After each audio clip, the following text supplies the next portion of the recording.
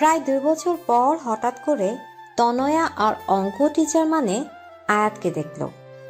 দেখে পুরো হা হয়ে গেল। কখনো ভাবেনি কলেজে উঠে প্রথম দিন প্রথম ক্লাসে এভাবে আয়াত স্যারকে দেখতে পাবে। তনয়া এবার ইন্টার প্রথম বর্ষে।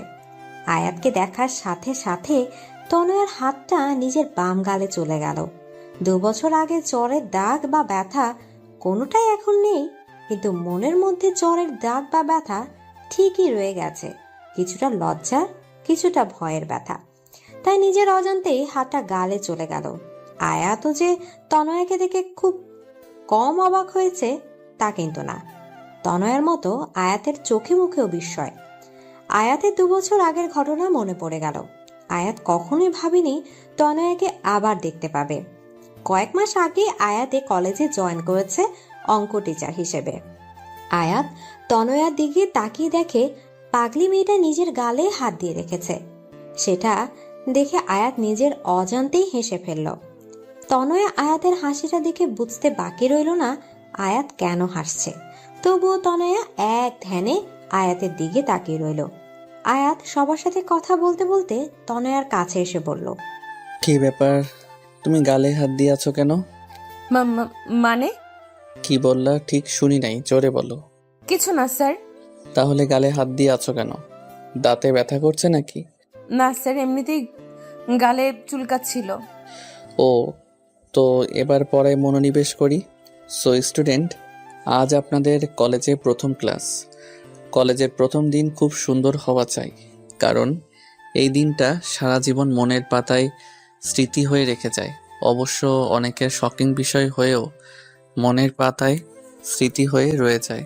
তনয় বুঝতে পারছে কথাটা আয়াত ওকে খোঁচা দিয়ে বলেছে, তাই মনে মনে বলছে, বেটা বজ্জাতের হাড্ডি, কাটা গায়ে নুনের ছিটা দিচ্ছিস।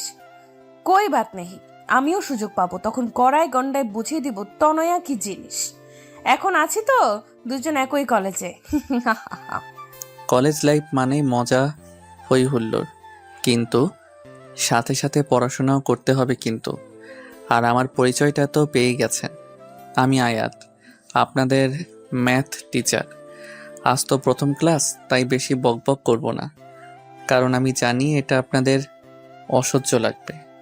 আরে, আমার নিজেরই তো টিচারদের বকবক শুনতে ইচ্ছা করে না, তো আপনাদের কি বলবো? আয়াতের কথায় ক্লাসের সবাই হেসে দিল। এর মধ্যে একজন ছাত্র বলল, স্যার, কিছু মনে না করলে একটা কথা বলি। হ্যাঁ বলো, কিন্তু তার আগে তোমার নাম বলো। ফাহাদ। ওকে ফাহাদ, বলো কি বলবে। স্যার, আপনাকে দেখে টিচার মনে হয় না, আচ্ছা, তো কি মনে হয়? স্টুডেন্টের মতো লাগে। আসলে আমি প্রফেশনাল টিচার না, আমি এবার মাস্টার্স করতেছি। তাহলে শিক্ষকতা কেন? আসলে আমার এটা ভালো লাগে। এটা তো একটা প্রাইভেট কলেজ, আর কলেজের প্রিন্সিপাল আমার আঙ্কেল। তিনি বললেন যে যাতে কলেজে এসে প্র্যাকটিস করি, এতে আমার পিছনের পড়াটা চর্চা থাকবে, নিজের সময়ও কাটবে। কুল স্যার। তা কতদিন প্র্যাকটিস করবেন স্যার? এই বছর 2, গল্প আর ইন্ট্রোডাকশন তো অনেক হলো, এখন একটু পড়াশোনা করি। তারপর আয়াত সামান্য কিছু পড়ালো। পুরো ক্লাসে তনয়া বারবার আয়াতের দিকে তাকালো। যখন আয়াতের চোখে চোখ পড়তো, চোখ নামিয়ে নিত। কলেজ ছুটি আজ তাড়াতাড়ি হলো, তাই তনয়া তাড়াতাড়ি বাড়ি চলে গেল। বাড়ি গিয়ে তনয়া সোজা নিজের রুমে গিয়ে শুয়ে পড়ল।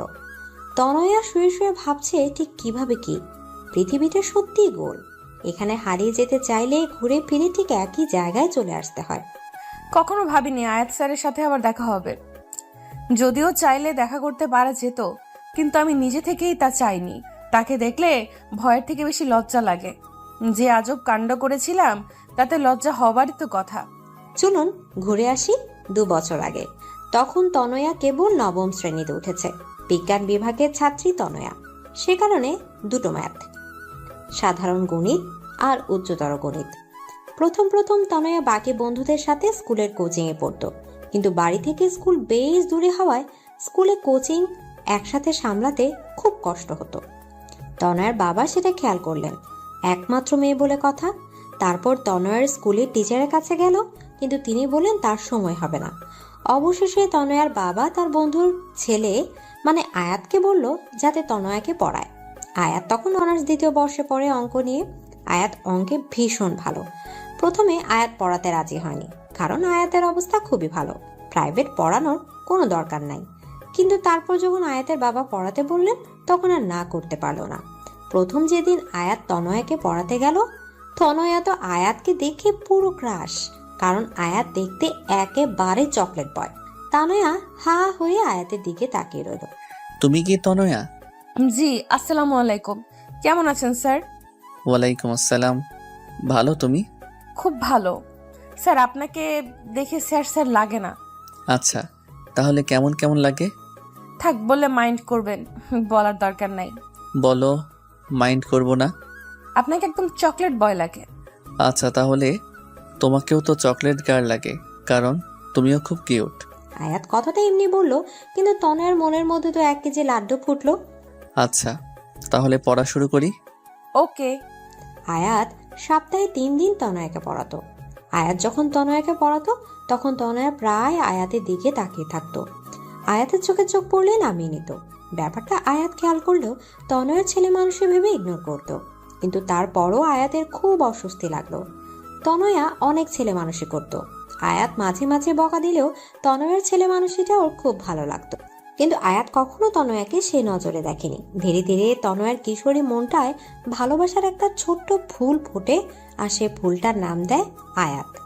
আয়াত তনয়ার হাব ভাব দেখে কিছুটা আঁচ করতে পারত, তাই ভাবলো তনয়াকে ইনডিরেক্টলি বুঝাতে হবে, কারণ এই বয়সে এই ধরনের কিছু হওয়াটা নর্মাল, কারণ বয়সটাই খারাপ। বেশি কিছু বললে ব্যাপারটা উল্টো হয়ে যেতে পারে, তাই অনেক ভেবে চিনতে তনয়াকে বলল। তনয়া, তোমাকে কিছু কথা বলি। হ্যাঁ স্যার, বলেন। জানো তনয়া, মানুষের জীবনের সব থেকে খারাপ বয়স কোনটা? না তো, কোনটা স্যার? 13 থেকে 18 বছর বয়সটা। কেন স্যার? এই সময় মানুষ ছেলেবেলা আর ম্যাচিওর বয়সের মাঝামাঝি থাকে। এই বয়সে খারাপ জিনিসটা ভালো আর ভালো জিনিসটাকে খারাপ মনে হয়। এই বয়সের কিশোর কিশোরীদের শিক্ষণীয় কথা অসহ্য লাগে।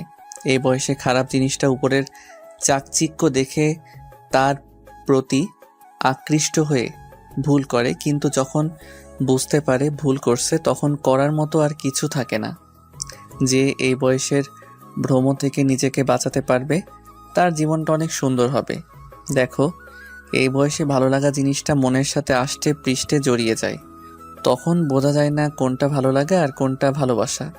ভালো লাগা আর ভালোবাসার মধ্যে আলাদা একটা পৃথিবী তৈরি হয়ে যায়। যেই পৃথিবীতে প্রথম প্রথম ফুলের সমারোহ থাকলেও কিছু দূর যেতেই দেখবে ফুলগুলো ঝরে গিয়ে সেখানে কাঁটার উৎপত্তি হয়েছে। আমি কি বলতে চাচ্ছি তুমি বুঝেছো? জি স্যার। কি বুঝলা? I love you. What? What না স্যার, উত্তরটা আই লাভ ইউ টু হবে। Just shut up. আমি তোমাকে এতক্ষণ কি বোঝালাম, সব কি তোমার মাথার উপর দিয়ে গেছে? না স্যার, এক কান দিয়ে ঢুকছে, অপর কান দিয়ে বের করে গিয়েছি। চুপ, একদম চুপ। তোমাকে বললাম না এই বয়সে কখনো ভালোবাসা হয় না, এটা হয় ভ্রম, নয় ভালো লাগা। No sir, I really love you. তোমার মতো ইডিয়েট মেয়েকে পড়ানো আমার পক্ষে সম্ভব না। Good bye. এই বলে রাগ করে হন হনিয়ে চলে গেল আয়াত। আর তনয় হা হয়ে আয়াতের যাবার পানে তাকিয়ে রইল আর ভাবছে, কি এমন বললাম মেয়েরা প্রপোজ করলে ছেলেরা আরো খুশি হয়ে একসেপ্ট করে, আর এ তো উল্টো। আয়াত যদি বাবাকে বলে দেয় তাহলে তো সর্বনাশ। তাছাড়া সামনের মাসে প্রথম সাময়িক পরীক্ষা, এখন নতুন টিচার কোথায় পাবো? যাক, নিজের ইগো বর্তমানে ব্যাগে রেখে স্যারকে ফোন দিয়ে সরি বলি, দেখি বেটায় ঘাটতারায় মানে কিনা। এভাবে তনয়া আয়াতকে ফোন দিল। প্রথমে কয়েকবার রিং হয়ে কলটা কেটে গেল। তারপর আয়াত বলল, হ্যালো স্যার। হ্যাঁ বলো। Sorry sir. সরি বললে কাজ হবে না, আমি তোমাকে আর পড়াবো না। স্যার, আমি আর কখনো এমন কথা বলবো না, প্লিজ বাবাকে কিচ্ছু বলবেন না। ঠিক আছে। তাহলে কাল থেকে পড়াতে আসছেন? না, তোমার বাবাকে বলবো না, তাই বলে যে তোমাকে পড়াবো তা কিন্তু না। প্লিজ স্যার, সামনের মাসে আমার পরীক্ষা, এখন নতুন টিচার কোথায় পাবো, আর বাবাকেই বা কি বলবো? সেটা মাথার মধ্যে প্রেমের পোকা ঢোকার আগে মনে ছিল না? সরি বললাম তো, আর আপনিই তো বললেন যে এই বয়সে ভুল হয়, তাহলে আপনার কি উচিত না আমার ভুলটা শুধরে দেওয়া? এই মেয়ে, তুমি তো দেখছি আমার কথায় আমাকে ফাঁসিয়ে দিলা। ঠিক আছে, কাল থেকে পড়াতে আসবো, তবে একটা শর্তে। কি শর্ত স্যার? এই ধরনের কোনো দুষ্টুমি বা ফাইজলামি আর কখনো করবে না, ঠিক আছে? ঠিক আছে স্যার। পরের দিন আয়াত আবার নিয়মিত পড়াতে আসতো। তনয় এখন অনেক শান্ত হয়ে গেছে, সে আগের মতো দুষ্টুমি করে না। আয়াত প্রথম প্রথম তাতে খুব খুশি হয়েছিল, কিন্তু ধীরে ধীরে আয়াত ও তনয়ার সেই দুষ্টুমিগুলো মিস করতে লাগলো। কিন্তু সব বুঝতে পেরেও আয়াত তনয়াকে কিছুই বলতো না, ভাবতো সামনে ওর পরীক্ষা, এই মুহূর্তে কিছু বলা মানে ওর ঘাটাকে উস্কে দেয়া, তাই চুপচাপ রইল। তারপর তনয়ার পরীক্ষা শেষ হলো, খুব ভালোভাবে পরীক্ষাগুলো হয়ে গেল। পরীক্ষার পর তনয়া আবার আগের মতো দুষ্টামি করা শুরু করলো, কিন্তু আয়াতকে এখন খুব কম জ্বালায়। একদিন তনয়া ওর কিছু বান্ধবীদের সাথে ঘুরতে পার্কে গেল। সেখানে গিয়ে দেখে আয়াত একটা মেয়ের সাথে বসে কথা বলছে, খুব হাসাহাসি করছে। তনয়া সেটা দেখে রাগে ফুটছিল, ওর বান্ধবীদেরকে বলল সামনে যেতে। তারপর সোজা গিয়ে আয়াতের সামনে দাঁড়ালো, রাগী চোখে আয়াতের দিকে তাকিয়ে আছে। আয়াত তনয়াকে দেখে বলল, আরে তনয়া, তুমি এখানে? উনি কে? আমার বন্ধু লিমা। বন্ধু নাকি অন্য কিছু? তা দিয়ে তোমার কি দরকার? তনয়া কোনো কথা না বলেই আয়াতের গালে একটা কিস করে বসলো। কারণ আই স্টিল লাভ ইউ। উপস্থিত ঘটনায় আয়াত আর লিমা হতভম্ব হয়ে গেল। আয়াতের ভীষণ রাগ উঠে গেল। তারপর একটা শব্দ হলো ঠাস। হাত তনয়া নিজের গালে হাত দিয়ে আছে। এই মেয়ে, তোমাকে কথা বললে বোঝো না নাকি? তোমাকে এত বোঝানোর পরও বোঝো না? আর শোনো, তোমাকে আমি ভালোবাসি না, কারণ আমি লিমাকে ভালোবাসি। আর হ্যাঁ, ও আমার বন্ধু না, গার্লফ্রেন্ড। আর কখনো তোমাকে পড়াবো না, যাও বাড়ি যাও। ধমক দিয়ে পাঠিয়ে দিল। তনয়া আয়াতের কথাগুলো শুনে কান্না করে দিল। টপ টপ করে ওর চোখ থেকে জল পড়ছে। তারপর গা চেপে ফুপিয়ে ফুপিয়ে বলল, ভালোবাসেন না ঠিক আছে, তাই বলে চর মারলেন কেন? আমার গালটা যে লাল হয়ে গেল, খুব ব্যথাও করছে। তনয়ার কথা শুনে আয়াতের খুব হাসি পাচ্ছে, কিন্তু এখন হেসে দিলে সব উল্টো হয়ে যাবে, তাই অনেক কষ্টে আয়াত হাসিটা আটকালো। তনয়া কাঁদতে কাঁদতে চলে গেল, আর আয়াত ওর যাবার পানে কতক্ষণ তাকিয়ে থেকে বাড়ি ফিরে গেল। তনয়ার ফর্সা গা জলের কারণে লাল হয়ে গিয়েছে। রাতের বেলা তনয়া ওর বাবার সাথে বসে টিভি দেখছিল, তখনই ওর বাবার ফোন আসলো। ওর বাবা তখন বলল আয়াত ফোন করেছে। ভয়ে তো তনয়ার হাত পা ঠান্ডা হয়ে যাবার উপক্রম, না জানে কি না কি বলে তার বাবাকে। তনয়ার বাবা ফোনে কথা শেষ হয়ে বললেন, আয়াত নাকি আর তনয়াকে পড়াতে পারবে না। কেন? আয়াতের নাকি কিছুদিন পর পরীক্ষা, প্রাইভেট পড়ালে নাকি ওর নিজের পড়ায় অসুবিধা হয়, তাই। তাহলে তনয়াকে কেন পড়াবে? আয়াত নতুন টিচার ঠিক করে দিয়েছে, কলেজের টিচার, বয়স্ক একজন টিচার। বেটা বজ্জাত, আমাকে এখন বয়স্ক টিচারের হাতে দেওয়া হচ্ছে? তোকে আমি দেখে নিব, কবে তা নিশ্চিত বলতে পারি না, তবে হতে পারে 5-10 বছর পর, কিন্তু দেখে অবশ্যই নিব। তারপর আর আয়াতের সাথে তনয়ার দেখা হয়নি। তারপর তনয়া আর কারোর সাথে রিলেশন তো দূরে থাক, কেউ প্রপোজ করলেও তাকে ধরে পিটাতো। তনয়া এসএসসি পরীক্ষায় জিপিএ 5 পেল। তারপর কিছুদিন আগেই কলেজে ভর্তি হলো, কিন্তু কপাল দুঃখে বলেন আর সুখে বলেন, প্রায় 2 বছর পর তনয়া আর আয়াতের আবার দেখা হলো। ও হ্যালো বন্ধুগণ, কল্পনা শেষ, এবার বর্তমানে ফিরে আসেন। পরের দিন তনয়া আবার কলেজে গেল। আজকে আয়াতের ক্লাস টাইমে তনয়া গিয়ে ক্লাসের পেছনের দিকটায় বসলো, আর এমন ভাবে বসলো যাতে আয়াতের বারবার দেখতে না হয়। মানে ওর সামনের বেঞ্চে লম্বা একটা ছেলে ছিল, আয়াত এসে বার ক্লাসের দিকে এদিক ওদিক চোখ বোলাচ্ছিল। তারপর দেখলো তনয়া ক্লাসের পেছনের দিকে নিচের দিকে তাকে চুপচাপ বসে খাতায় আঁকিবুকি করছে। আয়াত তনয়ার বেঞ্চের পাশে গিয়ে একটি কাশি দিল। আয়াত থেকে তনয়া তাড়াহুড়ো করে দাঁড়ালো আর হাতটা সোজা বাম গালে রাখলো। তনয়ের এই অবস্থা থেকে আয়াতের খুব হাসি পেল, কিন্তু হাসিটা চেপে রেখে বলল, কি ব্যাপার তনয়া? আমি ওখানে পড়াচ্ছি আর তুমি এখানে খাতায় কি আঁকছো? খাতাটা হাতে নিয়ে তনয়া পেট মোটা একটা কার্টুন এঁকেছে দেখে। What is this Tanaya? Sorry sir. Shut up! আমি বলছি ক্লাস টাইমে পড়ায় মনোযোগ না দিয়ে তুমি এসব কি আঁকছো? Sorry sir. It's okay, but not again.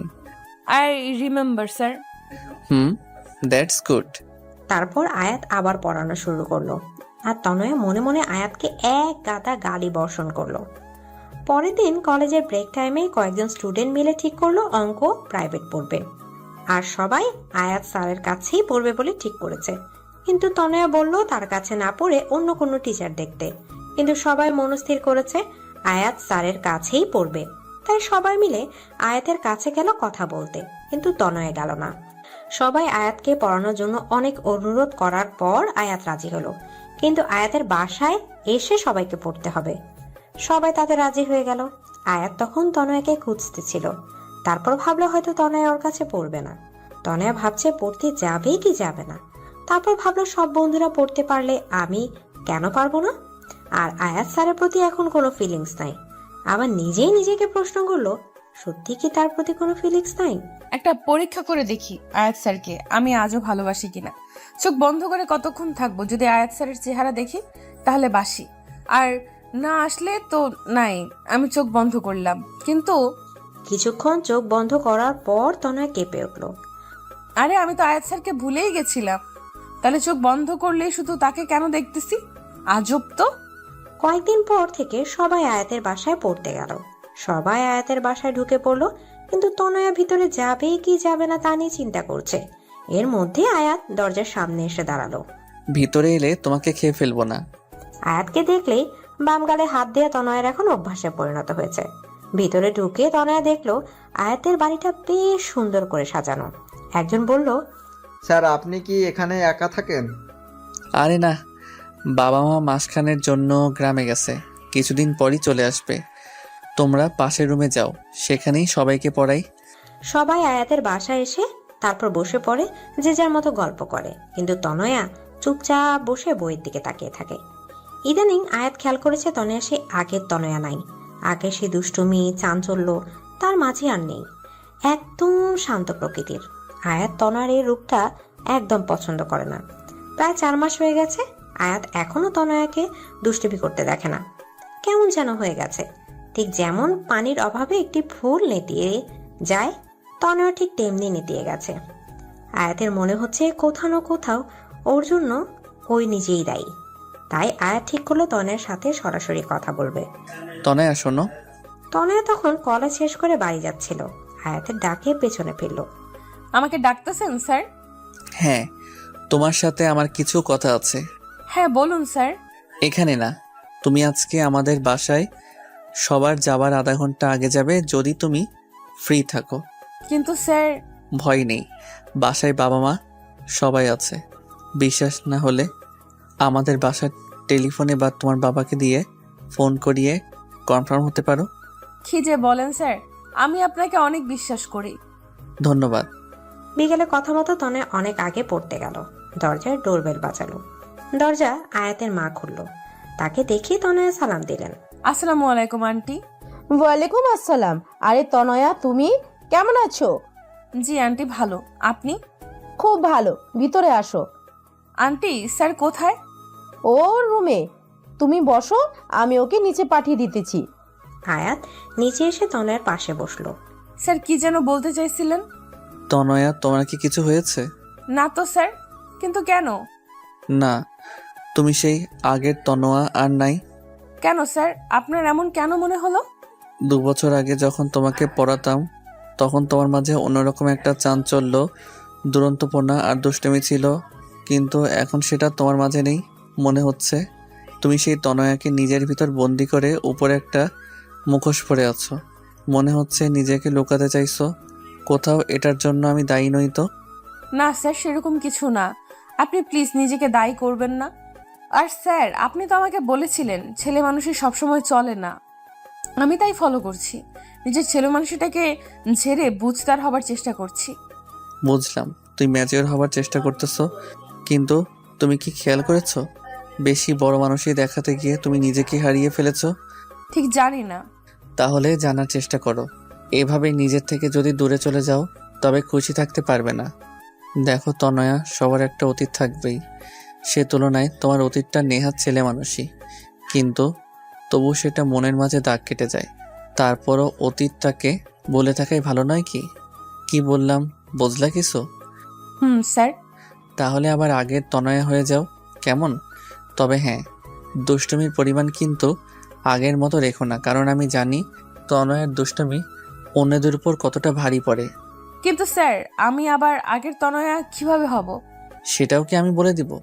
প্রশ্ন যখন আপনি তুলেছেন, উত্তরও আপনাকেই দিতে হবে, বুঝলেন? ওকে ওকে, প্রথমে নিজের মাথার মধ্যে বড় হবার যে চিন্তাগুলো আছে না, সেগুলো ঝেড়ে ফেলে দাও। তারপর আয়নার সামনে দাঁড়িয়ে নিজেকে দেখো, নিজের দুষ্টুমিগুলো নিয়ে ভাবো আর দুষ্টুমি করো। অনেক অনেক ধন্যবাদ স্যার। আর এই ম্যাচিওর হওয়ার চক্করে আমিও হাঁপিয়ে উঠেছিলাম। যাক বাবা, হাঁপ ছেড়ে বাঁচলাম। এর মধ্যে আয়াতের মা নাস্তা নিয়ে আসলেন। আন্টি, এগুলোর কি দরকার ছিল? চুপ, একদম চুপ। এতদিন ধরে আমাদের বাসায় পড়তে আসিস, অথচ তোর এতটুকু যত্ন করতে পারি না। আসলে এতগুলো ছেলে মেয়ের মধ্যে তোকে আলাদা করে দেখলে ওদের খারাপ লাগতে পারে, তাই। কিন্তু শত হলেও তুই তো নিজেদের মেয়ে। মানে? মানে তুই আয়াতের বাবার বন্ধুর মেয়ে। তোর বাবার সাথে কত বছরের পরিচয়। আর তোর বাবা মা তো প্রায় আমাদের বাসায় আসে, কিন্তু তোকে কখনো নিয়ে আসেনি। সব সময় কোনো না কোনো বাহানা বানিয়ে দিত। নে, এবার চুপচাপ খা দাও। তনয়া দেখলো 2 বাটি আইসক্রিম, বাকিগুলো রেখে সেটাই নিল।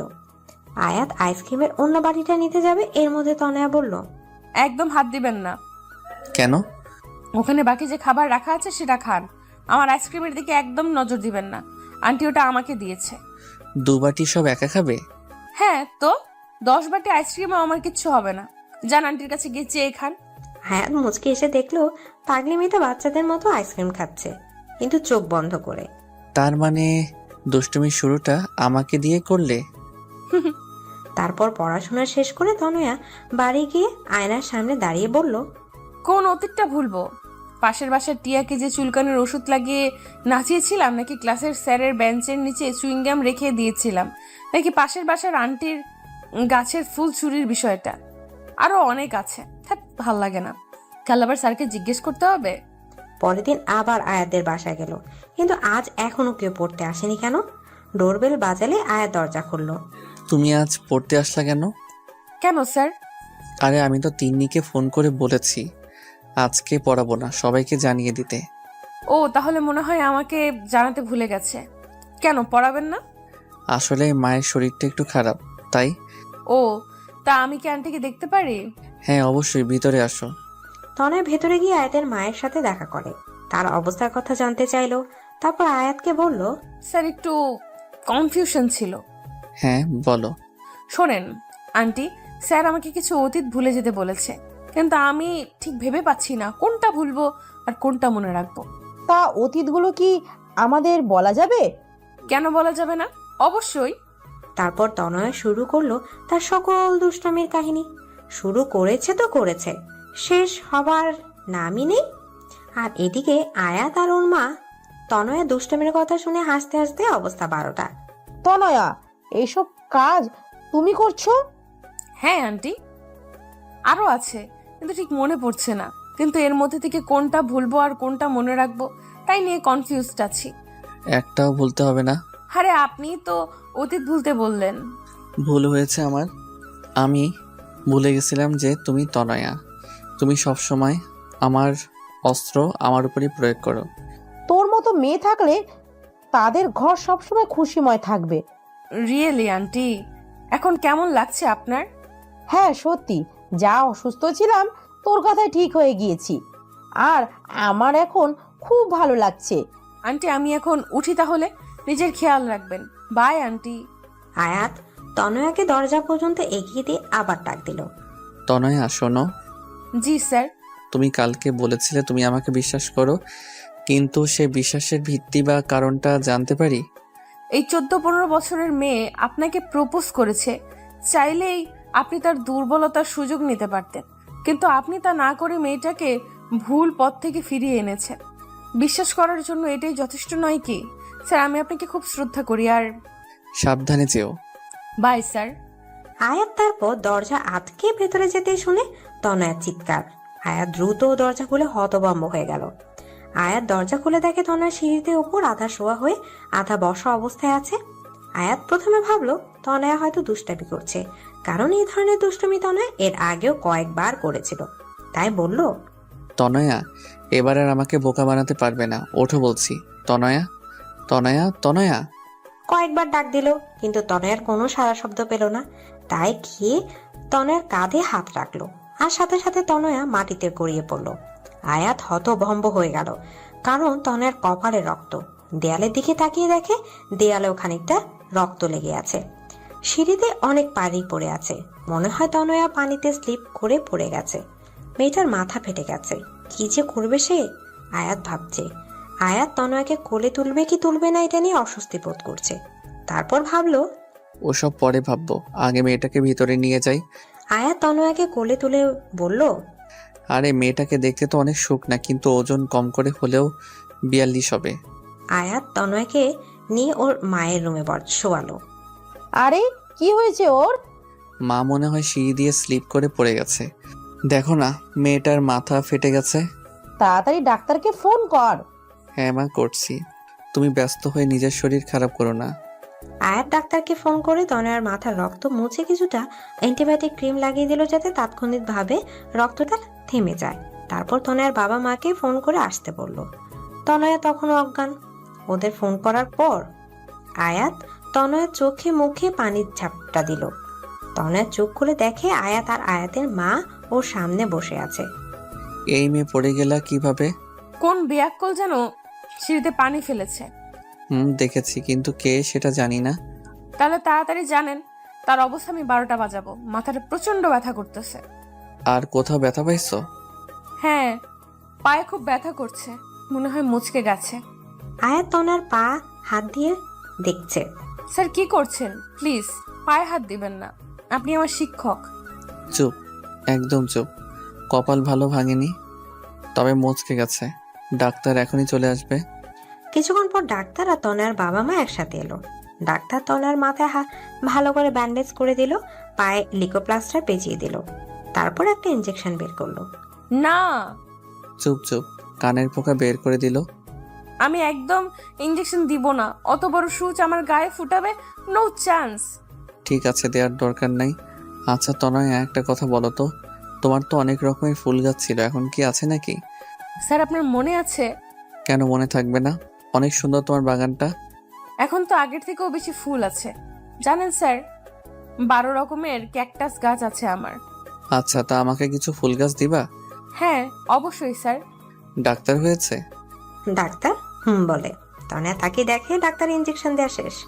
তনয়া বুঝলো আয়াত কেন ফুল গাছের প্রসঙ্গ তুলেছে। স্যার আপনি খুব বাজে। আমি জানি। ডাক্তার তারপর তনয়ার বাবা মা আয়াতের বাবা মায়ের সাথে কথা বলতে থাকে, আর আয়াত আর তনয় অনেক কথা বলল। তনয়া দুষ্টুমি পড়া কথাগুলো শুনে আয়াত মুগ্ধ নয়নে তনয়ার দিকে তাকিয়ে থাকে। তনয়ার চোখে চোখ পড়লে আবার চোখ সরিয়ে নিত। এদিকে সন্ধ্যা পেরিয়ে গেল। আমাদের যে এখন উঠতে হবে। আরে থাক না আজকে। না রে, পরে একদিন। আজকে তনয়ের এই অবস্থা, তাই বাড়ি যাওয়াটাই বেটার। তাহলে আজকে উঠি। কিন্তু তনয়া তো হাঁটতে পারে না, ও 3 তলা থেকে কিভাবে নামবে? সমস্যা নাই, আয়াত নামিয়ে দিবে। তনয়ার বাবা মা সবাই নিচে নামছে, সাথে আয়াতের বাবা মাও। কি ম্যাডাম রেডি? কিসের জন্য? আয়াত কোনো কথা না বলে তনয়াকে কোলে তুলে নিল। তনয়া হতভম্ব হয়ে গেল, আর প্রথমবার আয়াতের স্পর্শ পেয়ে শিহরিত হয়ে উঠল। ওর শরীরের প্রত্যেকটি পশম দাঁড়িয়ে গেল। কোনো কথা যেন মুখ থেকে বের হচ্ছে না, চুপচাপ চোখ বন্ধ করে আছে। আর আয়াত ওকে নিয়ে নিচে নামছে।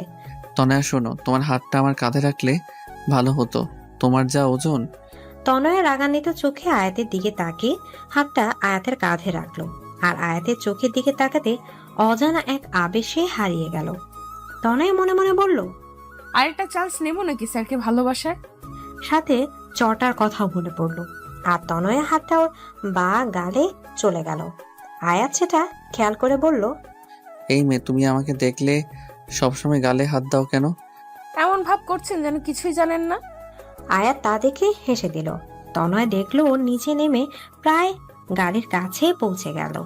তনয়ের বাড়িতে পৌঁছে দিয়ে আয়াত মনে মনে কি যেন ভেবে মুচকি হাসি দিল। তনয়েরা চলে গেল। সেদিন রাতে তনয়ের ভীষণ জ্বর আসলো। পরের 2 দিন তনয়কে ক্লাসে না দেখে আয়াত একেবারে অস্থির হয়ে গেছে। ফোনে অবশ্য খবর নিয়েছিল, তাই ভাবলো আজ তনয়াকে দেখতে যাবে। সেদিন বিকেলে আয়াত আর আয়াতের মা তনয়াদের বাড়ি গেল। প্রায় 2 বছর পর আয়াত তনয়াদের বাড়ি আসলো। বাড়ির চারপাশ তাকিয়ে মনে মনে বলছে, মেয়েটা সত্যি বলেছে, ওর ফুলের বাগানটা আগের থেকে অনেক বড় করেছে। নিজে যেরকম ফুলের মতো দেখতে, তেমনি তার ফুলের শখ। আয়াতকে দেখে তো তনয়ার মা খুব খুশি। আয়াত তাকে সালাম দিয়ে কুশলাদি বিনিময় করে বলল, আন্টি তনয়া কেমন আছে? আর বলো না, দুদিন জ্বরের কারণে ছোট বাচ্চাদের মতো জ্বালিয়েছে। আজ সারাদিনে কিছু খাওয়াতে পারিনি। দেখো এখনো খামটি মেরে শুয়ে আছে। আন্টি কিছু মনে না করলে আমি একবার চেষ্টা করে দেখতে পারি? আরে এতে মনে করার কি আছে, এই নাও খাবার। তনয়া রুমে আছে। আয়াত আস্তে করে রুমে ঢুকে দেখে তনয়া বাচ্চাদের মতো গুটিসুটি মেরে শুয়ে আছে। আয়াত তনয়ার রুমের দিকে তাকিয়ে হেসে দিল। বাচ্চাদের মতো সারা রুম কার্টুনে পিক টানানো। টম এন্ড জেরি থেকে শুরু করে রাপাঞ্জেল সবার পিক আছে। তনয়া, তনয়া, স্যার আপনি কেমন আছেন? আমি তো ভালো, বাট তুমি নিজের কি অবস্থা করেছো? স্যার আমি তো ঠিক আছি। হ্যাঁ, দেখেই বোঝা যাচ্ছে কতটা ঠিক আছো। এবার খাবারটা খেয়ে নাও। না, খাবার খেলেই আমার বমি পায়, আর খাবারগুলো খুব তেতো। খাবার না খেলে আরো বেশি দিন অসুস্থ থাকবে। থাক, তবুও খাবো না। তুমি কি 2 দিন তোমার বাগানে গেছিলা? না তো, কেন? আন্টি বলল তোমার অনেকগুলো গাছ চুরি হয়ে গেছে। কি? তাই তো বলি, খেয়ে তাড়াতাড়ি সুস্থ হয়ে গাছের খেয়াল রাখো। দিন তাড়াতাড়ি খাই, আমার গাছ। বলে মুখ ভার করে খাচ্ছে। আয়াত সেটা দেখে মুখ টিপে টিপে হাসছে। তনয়া আয়াতের মায়ের সাথে অনেকক্ষণ গল্প করলো। কিছুক্ষণ পর তারা চলে গেলেন। তনয়া সুস্থ হতে প্রায় 10 দিন সময় লাগলো। এই 10 দিন আয়াত ক্লাসে তেমন কোনো মনোযোগ দিতে পারলো না। তনয়াকে খুব মিস করছে, কিন্তু কেন সেটা সে নিজেও ভেবে পাচ্ছিল না। তনয়া এখন নিয়মিত কলেজে আসে। দিন চলে যাচ্ছে আর তনয়া আর আয়াতের সম্পর্কটা আগের থেকে অনেকটা কাছে এসেছে। খুব ভালো বন্ধু ভাব হয়ে গেছে দুজনার। তারপর তনয়ার প্রথম বর্ষের ফাইনাল পরীক্ষা শুরু হয়ে গেল, আর পরীক্ষা খুব ভালোভাবে হলো। একদিন তনয়া বন্ধুদের সাথে একটি রেস্টুরেন্টে গেল। সেখানে আয়াতের জিএফ লিমাকে দেখলো কার সাথে যেন কথা বলছে। তনয়া লিমাকে প্রথম দেখে চিনে ফেললো। তারপর মনে মনে বলছে, কি করে ভুলবো এই শয়তান্নিটাকে? আমার অঙ্ক স্যারকে আমার কাছ থেকে চুরি করে নিয়ে গেল, চুন্নি কোথাকার। কিন্তু চুন্নিটার সাথে কে? আয়াত স্যারের মতোই তো লাগছে না। যাই একটু দেখে আসি, জ্বালিয়েও আসি। তোরা খাবার অর্ডার দে, আমি এক্ষুনি আসতেছি। তনয়া লিমার সামনে গিয়ে দাঁড়িয়ে বলল, হাই লিমা আপু। হাই, আমাকে চিনতে পেরেছেন? তুমি তনয়া না? জি আপু, কেমন আছেন? ভালো, তুমি? জি ভালো। তারপর তনয়া লিমার পাশে বসার লোক দিকে তাকালো। না, এ তো আয়াত স্যার নয়। তাহলে কে? একবার জানতে চাইবো। না থাক, যদি কিছু মনে করে, আবার জিজ্ঞেস না করলে যে কনফিউশন থেকে যাবে। কি করি? তা এখানে কি করতে? বন্ধুদের সাথে। আচ্ছা আপু, আপনার সাথে এ কে? ইনি আমার। কথাটা বলতে যাবে এর মধ্যে লিমাকে কে যেন ফোন দিল। লিমা ফোনটা রিসিভ করেই বলল, হ্যাঁ আয়াত বল। আর কথা বলতে বলতে একটু দূরে চলে গেল। তনয়া বুঝলো ফোনটা আয়াত করেছে, তাই কিছু না বলে মন খারাপ করে বন্ধুদের কাছে এসে বসলো। মা ফোন করেছিল, এখনই বাসায় যেতে বললো। তোরা আড্ডা দিয়ে, আমি পরে একদিন তোদের সাথে আড্ডা দিব। রেস্টুরেন্ট থেকে বের হয়ে রিক্সা না নিয়ে সোজা হাঁটা ধরলো। আজ কেন যেন তনুর খুব কষ্ট হচ্ছে। মনে হচ্ছে বুকটা ফেটে যাবে। ভীষণ কান্না পাচ্ছে। কেন আমি আয়াত স্যারকে ভালোবাসলাম, আর কেনই বা এত কষ্ট হচ্ছে? এদিকে লিমার ফোনে কথা বলা শেষ হলে তনয়াকে খুঁজতে খুঁজতে ওর বন্ধুদের কাছে গিয়ে তনয়ার কথা জানতে চাইলো। তারপর ওকে না পেয়ে নেহার কাছ থেকে তনয়ার ফোন নাম্বার নেয় এবং লিমারটা নেহার কাছে দিয়ে আসে, আর বলে অবশ্যই যেন ফোন করে। এদিকে তনয়া হাঁটতে হাঁটতে প্রায় বাড়ির কাছে চলে আসে। ওদের বাড়ি থেকে কিছু দূরে ছোট্ট একটা পার্ক, আর সেই পার্কে যেখানে দাঁড়িয়ে আয়াতকে চড় মেরেছিল। এখানে বিকেলে অনেক ব্যায়াম করে, কেউ গল্প গুজব করে। তনয়া পার্কে ঢুকে নদীর ধারে একটি বেঞ্চে বসলো। কেন যেন খুব কান্না পাচ্ছে, আর মনে মনে নিজে নিজে বলছে, স্যারের কাছে আমার ভালোবাসাটা নেহা ছেলে মানুষই ছাড়া আর কিছুই না, কিন্তু আমার কাছে কেন সেটা মনে হয় না? আমার ছেলে মানুষই মনের মধ্যে যে ছোট্ট একটা ভালোবাসার মতো হৃদয় আছে, সেটা কি স্যার দেখতে পায় না, নাকি বুঝতে পারে না? পারবেই বা কি করে? স্যার তো আমায় না, লিমাকে ভালোবাসে। এদিকে তনয়ার ফোনটা বেজেই চলেছে। ফোনে অচেনা নাম্বার দেখে রিসিভ করলো না, কিন্তু বারবার রিং হচ্ছে বলে তাই একবার রিসিভ করলো। এপাশ থেকে বলল, হ্যালো তনয়া, আমি লিমা। বলুন আপু। তনয়া তুমি কোথায়? পার্কে বসে আছি। কোন পার্কে? যে পার্কে বসে আপনার বয়ফ্রেন্ড আমাকে চড় মেরেছিল। ওখানেই বসো, আমি 10 মিনিটের মধ্যে আসছি। তনয় কিছু বলার আগে ফোনটা কেটে গেল। কিছুক্ষণের মধ্যেই লিমা চলে আসলো। হ্যাঁ আপু বলেন, কি বলবেন? তুমি কিছু না বলে চলে আসলা কেন? এমনিতেই ভালো লাগতেছিল না আপু। ভালো লাগতেছিল না নাকি আয়াত আমাকে ফোন করেছিল তাই? তেমন কিছু না। সুইটহার্ট, তোমার বয়সটা আমিও পেরিয়ে এসেছি, সো আমার কাছে লুকিয়ে লাভ নাই ডিয়ার। আচ্ছা, তুমি তখন জানতে চাইলে না আমার পাশের লোকটিকে? He is my husband. তাহলে আয়াত স্যার যে সেদিন বলল? ওটা আয়াত সেদিন তোমাকে শোনানোর জন্য বলেছিল, যাতে তুমি পাগলামি না করো। তাহলে তার সাথে আপনার কি সম্পর্ক? আয়াত আমার খালাতো ভাই। আমরা দুজন একই বয়সী, এক ক্লাসে পড়ি, যার কারণে আমরা খুব ভালো বন্ধু। শুধু বন্ধু, অন্য কিছু না, বুঝলা পাগলি মেয়ে? তাহলে আয়াত স্যার সেদিন মিথ্যা কথা কেন বলল? সেটা ঠিক। সেদিন তুমি যাবার পর আমি আয়াতকে একই প্রশ্ন করেছিলাম, আর ও বলেছিল ওর একটা অনেক বড় সমস্যা আছে, যার কারণে চাইলেও ও তোমার সাথে রিলেশনে জড়াতে পারবে না। কিন্তু একটা বিষয় কি জানো, যখনই আয়াতের সাথে কথা বলি, আয়াত যদি 10টা কথা বলে, তার 9টা কথায় তোমাকে নিয়ে বলে। তনয়া, এরকম ওরকম সেরকম আরো কত কথা। মনে হয় যেন তুমিও নিঃশ্বাসের সাথে মিশে গেছো। তাহলে আমাকে বলে না কেন? সেদিন আমি আয়াতকে বললাম যে আয়াত, তোর প্রত্যেকটা কথাই আমি তনয়ার জন্য গভীর ভালোবাসা অনুভব করি, আর যতদূর জানি তনয়াও তোকে পাগলের মতো ভালোবাসে। তাহলে তুই মেয়েটাকে বলে দে, মেয়েটাকে আর কষ্ট দিস না। আয়াত তখন কি বলল জানো? আয়াত বলল, সেটা সম্ভব না রে লিমু, তাহলে সব সম্পর্কগুলো অগোছালো হয়ে যাবে।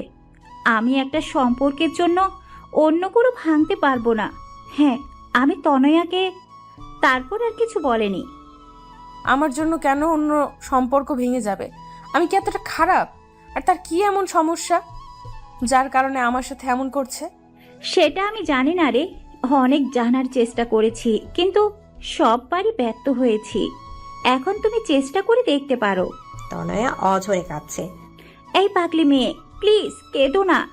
দেখো, আমি তোমাকে এই কথাগুলো আগেই বলতে পারতাম, কিন্তু তুমি তখন খুব ছোট ছিলা। আর তারপর আমার বিয়ে হয়ে যায়। বিয়ের পর আমি চট্টগ্রাম ছিলাম, তখন চেয়েও তোমার সাথে যোগাযোগ করতে পারিনি। সরি আপু। কেন? আয়াত স্যারের গার্লফ্রেন্ড ভেবে তোমাকে মনে মনে অনেক বকা দিয়েছিলাম। পাগলি মেয়ে, ইটস ওকে। আচ্ছা শোন, তুমি এসব নিয়ে চিন্তা করো না। দেখবে আল্লাহ চাইলে তুমি তোমার অঙ্কের টিচারকে পেয়ে যাবে। আল্লাহ যদি না চায়? তাহলে পাবে না। লিমার কথা শুনে তনয় ভ্যা ভ্যা করে বাচ্চাদের মতো কেটে ফেললো। প্লিজ এভাবে কেঁদো না। আয়াত কিন্তু ছিসকাতুনি মেয়েদের একদম পছন্দ করে না। তনয়ার সাথে কান্না থামিয়ে ফেললো আর ফোপাচ্ছে। সেটা দেখে লিমা হেসে বলল, এই পিচ্চি মেয়েটার মনে তার অঙ্ক টিচার মানে আয়াতের জন্য এত ভালোবাসা লুকিয়ে আছে। আচ্ছা শোন, আয়াত 10 মিনিটের মধ্যে এখানে আসবে। কেন? আমি আসতে বলেছি। কেন? তুই সত্যিই মাথা মোটা। আমি এখন চলে যাব, তারপর আয়াতকে ফোন করে বলে দেব জরুরি কাজে চলে গেছি, তখন তোরা গল্প করিস। তনয়া লজ্জা পেয়ে মাথা নিচু করে ফেললো। ও বাবা, এই মেয়ে তো লজ্জাও পায়। ধন্যবাদ আপু। শোন, রোজ ফোন করবি আমাকে, ওকে? আর শোন, আমি তোকে যা বললাম আয়াতকে বলবি না। ভালো থাকিস, বাই। তুমিও ভালো থেকো, বাই। লিমা চলে গেল। তার কিছুক্ষণ পর আয়াত আসলো। আয়াত এসে লিমাকে না পেয়ে চলে যাবে এমন সময় দেখলো তনয়া চুপচাপ বসে কাঁদছে। তনয়া, তুমি এখানে? আয়াতকে দেখে তনয়ার আরো বেশি কান্না এসে গেল। তাই কোনো কিছু না ভেবে আয়াতকে জড়িয়ে ধরে কান্না করতে লাগলো। আয়াত কিছুটা অপ্রস্তুত হয়ে গেল ঘটনাটিতে, কিন্তু তনয়ার কান্না দেখে ওর বুকের ভেতর মোচড় দিয়ে উঠল। তারপর বলল, কি হয়েছে তনয়া? কেউ কিছু বলেছে? প্লিজ কিছু বলো। এভাবে কেঁদো না, প্লিজ কিছু বলো। তনয় কিছু বলছে না, শুধু আয়াতকে জড়িয়ে ধরে কান্না করছে। আয়াত ওর মাথায় হাত বুলিয়ে দিচ্ছে আর বলছে, প্লিজ কিছু তো বলো তনয়া। তনয় নিজেকে আয়াতের থেকে ছাড়িয়ে কিছু না বলে কাঁদতে কাঁদতে চলে গেল। আয়াত বোকার মতো ও যাওয়ার পানে তাকিয়ে রইল। পরে কয়েকবার তনয়ার কাছে এই বিষয়ে আয়াত জানতে চেয়েছে, কিন্তু সবসময় তনয়া ব্যাপারটা এড়িয়ে গেছে। 3 মাস পর ঠাস, আজ আয়াত তনয়াকে সর্বসম্মুখে আবারও একটা চড় মারল। কিন্তু কেন? আয়াত পার্কে বসে আবার তনয়াকে একটা চড় মারল। পার্কের অনেক লোক তাকিয়ে আছে এই অবস্থা দেখে। তনয়া গালে হাত দিয়ে দাঁড়িয়ে আছে। আজ ওর চোখ থেকে অশ্রু নদী বইছে না, কিন্তু খুশিতে চোখ দুটো ছলছল করছে। আয়াত ওকে চড় মেরে কিছু দূর গিয়ে নিজের হাতের সাজরে একটা আঘাত করলো। তনয়া দৌড়ে গিয়ে ওর হাতটা ধরে বলল, মাথা ঠিক আছে আপনার?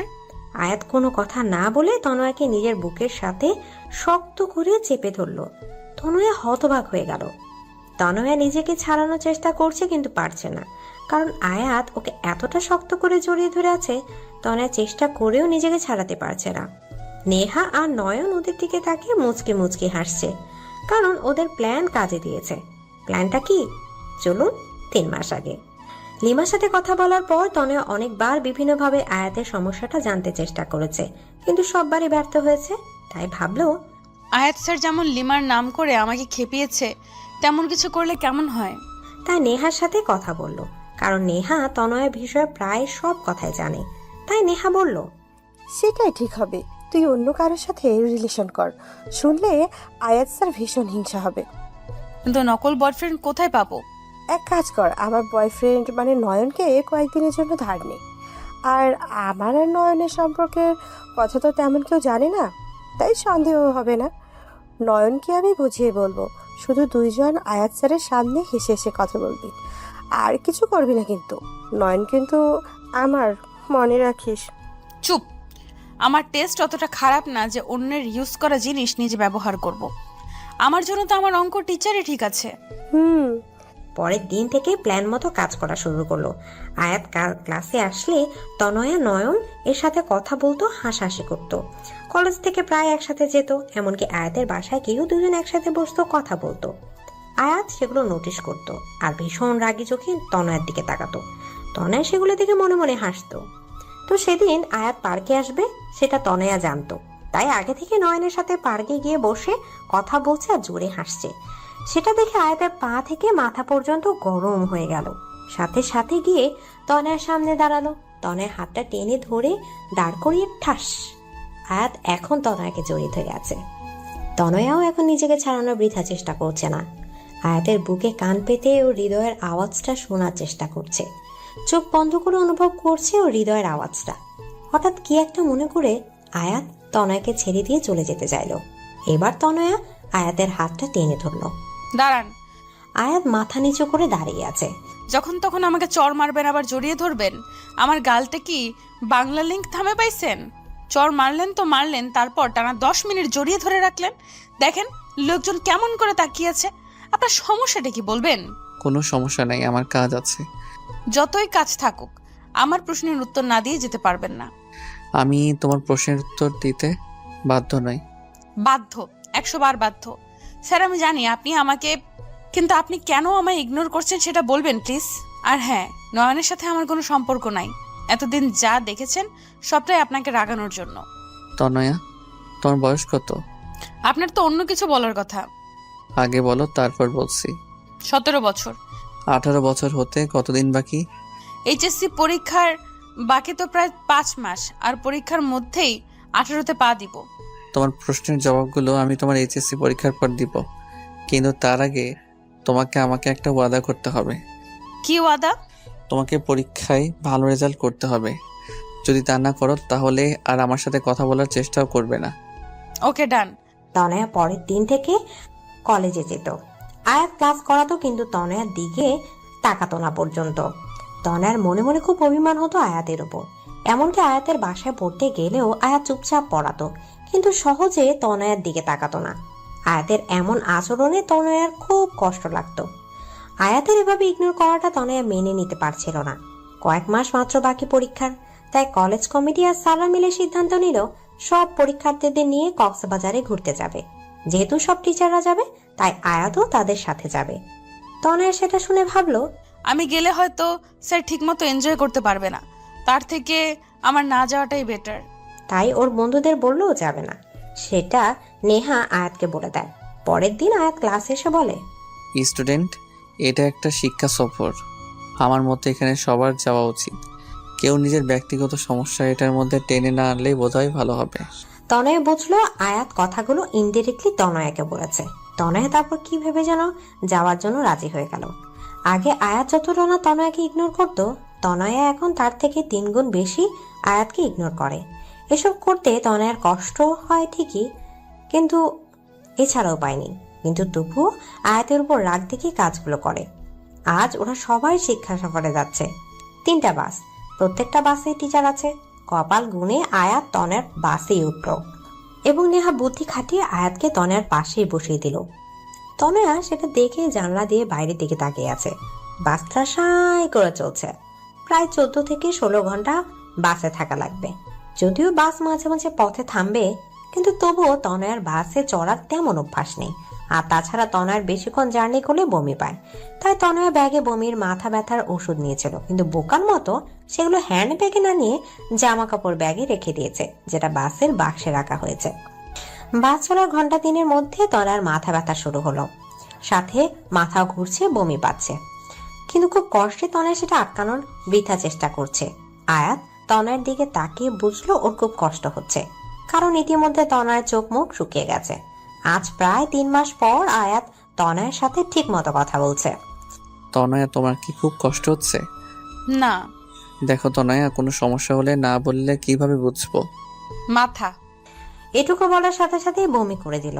আর কোনো কথা বলতে পারছে না, শুধু বমি করাটাকে থামানোর বৃথা চেষ্টা করছে। আয়াত সাথে সাথে ড্রাইভারকে বাস থামাতে বলল। ড্রাইভার বাস থামানোর পর আয়াত তনয়ার রাস্তার পাশে বসিয়ে পানি দিল। তনয়ার বমি করা থেকে কোনো বন্ধু ওর কাছে আসলো না, কারণ ব্যাপারটা স্বাভাবিক। মানুষ বমি জিনিসটাকে বড্ড অস্বস্তিকর বিষয় ভাবে। কিন্তু আয়াত তনয়ার কাছে গিয়ে ওর পিঠে হালকাভাবে হাত বুলিয়ে দিচ্ছিল, ওকে পানি খাইয়ে দিলেও ওর মুখটা ভালোভাবে পরিষ্কার করে দিচ্ছিল। তনয়া অপলক দৃষ্টিতে আয়াতের দিকে তাকিয়ে ভাবছে, লোকটার প্রত্যেকটা কাজে আমার প্রতি ভালোবাসার অনুভূতি পাই, কিন্তু কেন আমাকে নিজের থেকে এত দূরে রাখে? কি তার সেই সমস্যা? তারপর তনয়াকে ওষুধ খাইয়ে সবাই আবার বাসে ওঠে। বমি করার পর তনয়া অনেকটা ক্লান্ত হয়ে পড়ে, যার কারণে তনয় কিছু দূর যেতেই ঘুমিয়ে পড়ে। বাসে প্রায় সবাই অনেক হইহুল্লোড় করার কারণে ক্লান্ত হয়ে ঘুমাচ্ছে। আয়াত দেখলেও তনয়ার মাথাটা বারবার নিচের দিকে পড়ে যাচ্ছিল, যেমন ঘুমের মাঝে মানুষের হয়। তাই আয়াত নিজের হাতটা তনয়ার কাঁধে রেখে তনয়ার মাথাটা নিজের কাঁধে রাখলো। আয়াত অপলক দৃষ্টিতে তনয়ার দিকে তাকিয়ে আছে আর ভাবছে, ইস, যদি সারা জীবনের মতো তোমাকে এভাবে রাখতে পারতাম। কিন্তু হয়তো আমার ভাগ্যে তোমাকে পাওয়াটা নাই। তোমাকে পেলে হয়তো জীবনে কোনো চাওয়া থাকতো না, কিন্তু বিবেকের কাছে আবেগ আর সমস্ত চাওয়া সবসময় পরাজিত। আমি জানি তোমাকে ভালোবাসাটা আমার তুচ্ছ আবেগ না, কিন্তু সত্যিকারের ভালোবাসাটাও এক ধরনের তীব্র আবেগ। খুব ইচ্ছা করে এই পিচ্চি তনয়াটাকে আমার হৃদয়ের কাছে সারা জীবনের জন্য বন্দি করে রাখি, কিন্তু আমি জানি হয়তো তা সম্ভব না। আমি তোমাকে আমার সমস্যার কথাগুলো বললে হয়তো তোমার জীবনটা তছনছ হয়ে যাবে, তোমার ভবিষ্যৎটা নষ্ট হয়ে যাবে, কারণ কষ্ট সহ্য করার বয়সটা যে তোমার এখনো হয়নি। আয়াত তনয়ার দিকে তাকিয়ে থাকতে থাকতে ঘুমিয়ে পড়ে। কিছুক্ষণ পর তনয়ার ঘুম ভাঙে, কিন্তু তনয়ার মনে হচ্ছে কারো হৃদয়ের মাঝে আছে ও। মাথাটা হালকা ওঠাতেই দেখে আয়াতের কাঁধে ওর মাথাটা রাখা। নিজের অজান্তেই তনয়ার হাসি ফুটে উঠল। তনয়া ভাবছে, ভবিষ্যতে আমি আয়াত স্যারকে পাবো কিনা জানি না, তার সাথে সারা জীবন কাটাতে পারবো কিনা জানি না, কিন্তু এই যে মুহূর্তগুলো তার সাথে কাটাচ্ছি, এর থেকে ভালো মুহূর্ত আর আমার জীবনে আসবে কিনা আমি তাও জানি না, কিন্তু এই মুহূর্তগুলোকে আমি আমার সবটা দিয়ে উপভোগ করতে চাই। হঠাৎ রাস্তার উঁচু নিচু ঢালে বাস লাফিয়ে উঠায় আয়াতের ঘুমটা ভেঙে গেল। তনয়াও অনেকটা হকচকিয়ে উঠল। তনয়া আয়াতের দিকে তাকিয়ে লজ্জা পেয়ে বাইরের দিকে তাকালো। তনয়া, তোমার এখন কেমন লাগছে? আগের থেকে অনেকটা বেটার স্যার। কিছু খাবে? না স্যার। এর মধ্যে বাস ঢাকা পৌঁছে গেল। ঢাকায় প্রায় ঘন্টাখানেক বাস থামলো। সবাই খাবার জন্য হোটেলে ঢুকলো। সবাই যে যার মতো খাচ্ছে, কিন্তু আয়াত তনয়াকে শুধু ভাত, করলা ভাজি আর ডাল দিল। আমি এগুলো খাবো না। সেটা বলে তো হবে না, এখনো অনেকটা পথ জার্নি করতে হবে। অন্য কিছু খেলে তুমি আবার বমি করবে। দেখো, তোমাকে সাপোর্ট করতে আমিও একই খাবার খাচ্ছি।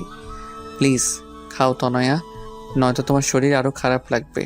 তনয়া আয়াতের কথা আর ফেলতে পারলো না, তাই কষ্ট হলো খাবারটা খেয়ে নিল। তারপর আয়াত ওকে বমির আর মাথা ব্যথার ওষুধ খাওয়ালো।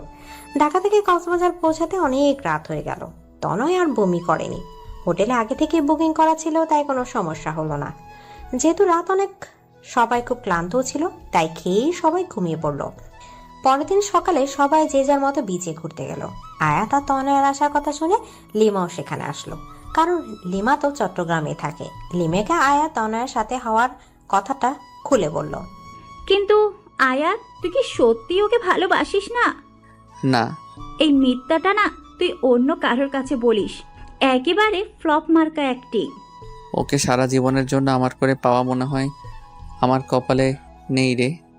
কি সমস্যা আয়াত, বল না প্লিজ। আয়াত, তোর আবার কোনো বড় ধরনের অসুখ করেনি তো? আরে না, সমস্যাটা তুই জানিস, হয়তো খেয়াল নেই। কি সেটা আয়াত? তুই তো আমার বড় ভাইয়া আয়ানের কথা জানিস। হ্যাঁ, সে একটা মেয়েকে ভালোবাসে, পালিয়ে বিয়ে করেছিল বলে তোর বাবা তার সাথে কোনো সম্পর্ক রাখেনি। হ্যাঁ, কিন্তু ভাইয়া ভালোবেসে বিয়ে করেছে বলে বাবা ততটা রাগ করেনি।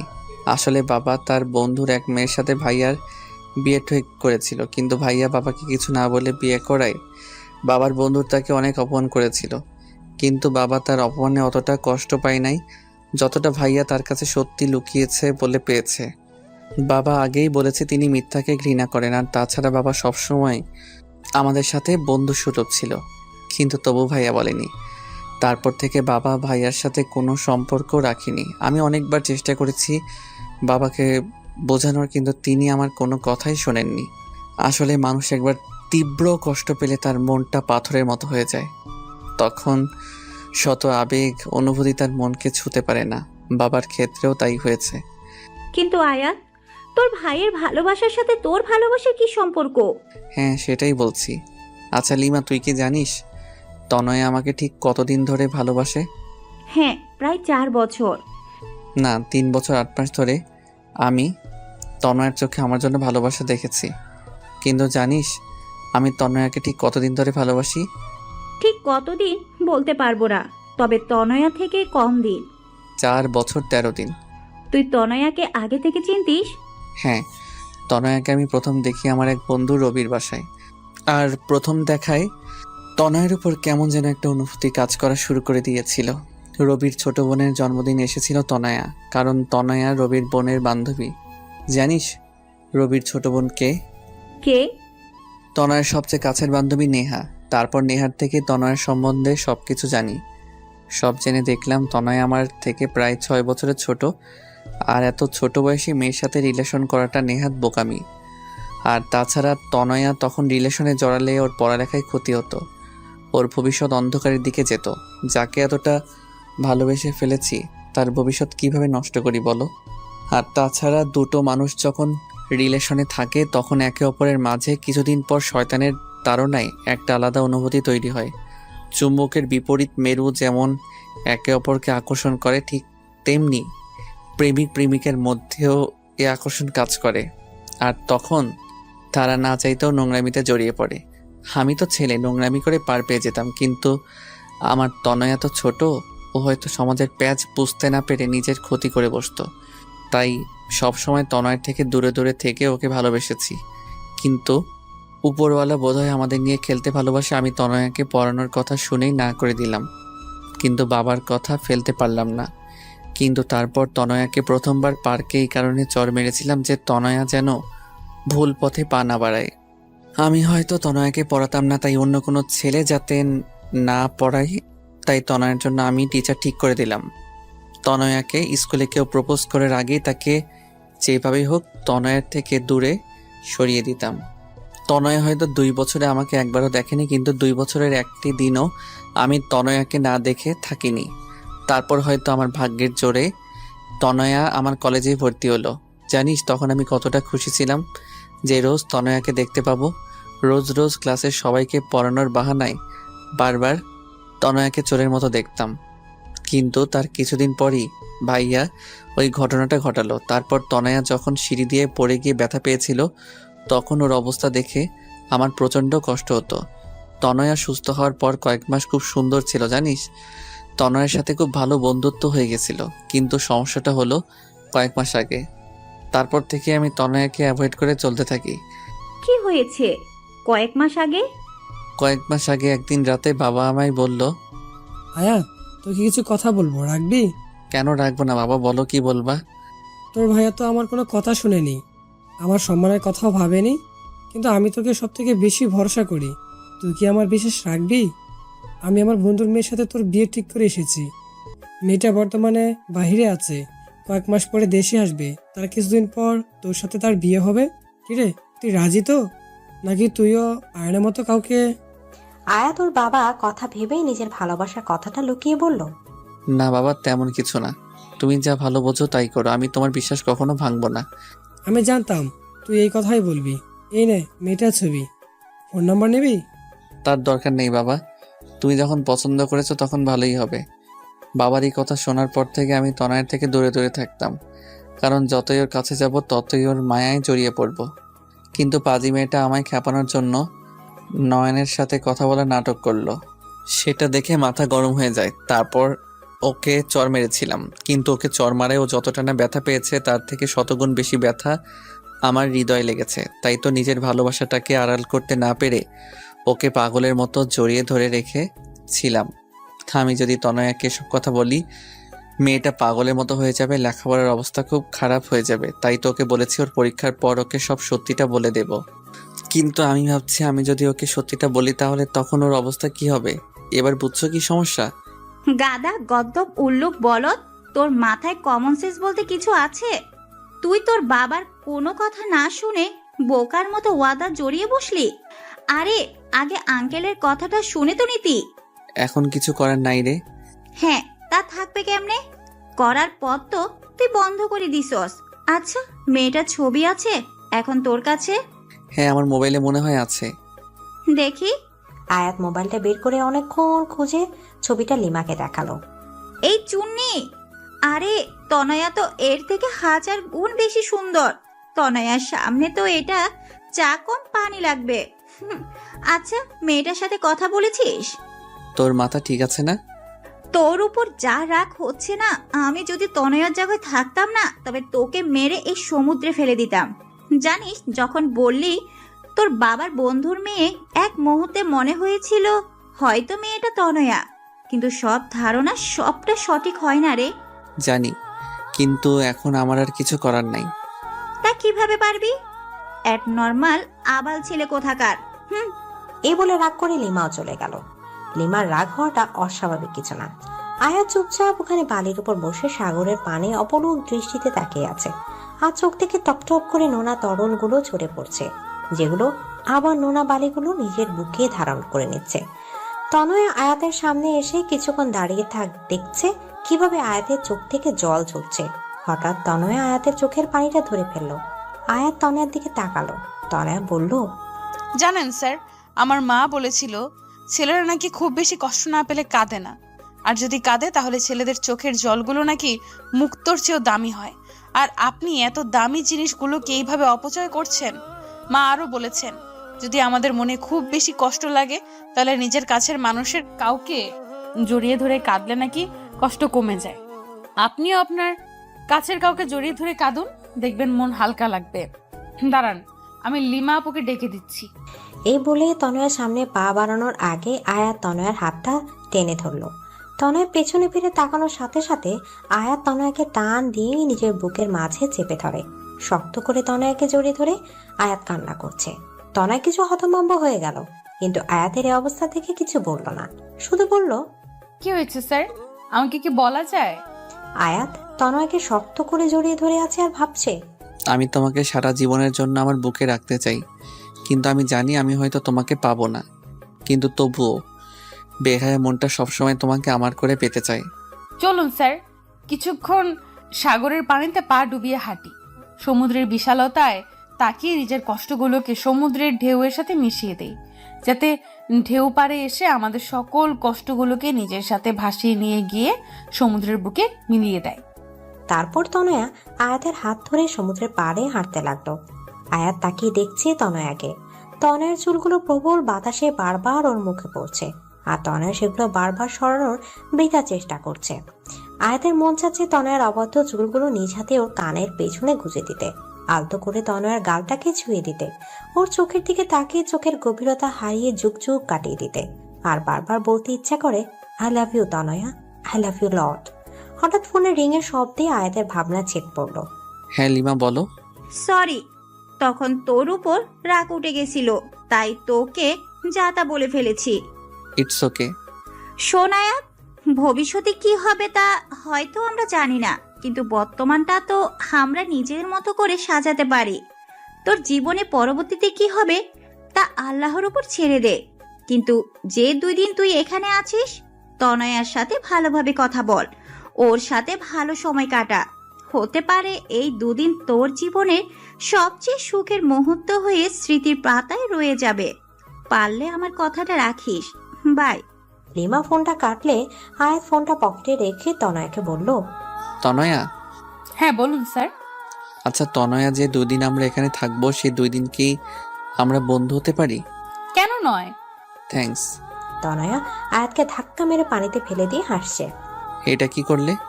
কেন আমরা না এখন বন্ধু? আচ্ছা দাঁড়াও, তোমাকেও চোবাবো এখন। নো। সারাদিন দুজন অনেক মজা করলো। তারপর সন্ধ্যাবেলা দুজন হেঁটে হেঁটে হোটেলে ফিরছিল। তখন আয়াত হাঁটছে আর ভাবছে, যেদিন তনয় সত্যিটা জানবে ও ঠিক কিরকম রিয়াক্ট করবে তা ভেবে মনটা সমুদ্রে ওঠা অশান্ত ঝড়ের মতো উথাল পাথাল করছে। কক্সবাজারে যে 2 দিন ছিল সেই 2 দিন আয়াত আর তনয়া খুব সুন্দর সময় কাটিয়েছে। লিমার সাথে ওরা দুজন অনেক জায়গা ঘুরেছে। তনয়া আয়াতকে সুন্দর একটা শামুকের তাজমহল শোপিস গিফট করলো। আয়াত প্রথমে নিতে চায়নি, কিন্তু তনয়ের ছেলে মানুষের কাছে হার মানতে হলো। স্যার জানেন, তাজমহল হচ্ছে ভালোবাসার প্রতীক। আয়াত তনয়ার কথার কোনো উত্তর দিল না, শুধু তনয়াকে সুন্দর একটা ওড়না গিফট করলো। তনয়া ওড়নাটা পেয়ে ভীষণ খুশি। তনয়া মনে মনে ভাবছে হয়তো পরীক্ষার পর স্যার ওকে প্রপোজ করবে। কিন্তু তনয়া সত্যিটা কি জানলে হয়তো নিজের হুঁশই হারিয়ে ফেলবে। তারপর ওরা বাড়ি ফেরার দিনও তনয়া 3 বার বমি করে, আর তখন আয়াত ওকে ভীষণ কেয়ার করেছিল। বমি করার পর ক্লান্ত হয়ে তনয়া আয়াতের কাঁধে ঘুমিয়েছিল।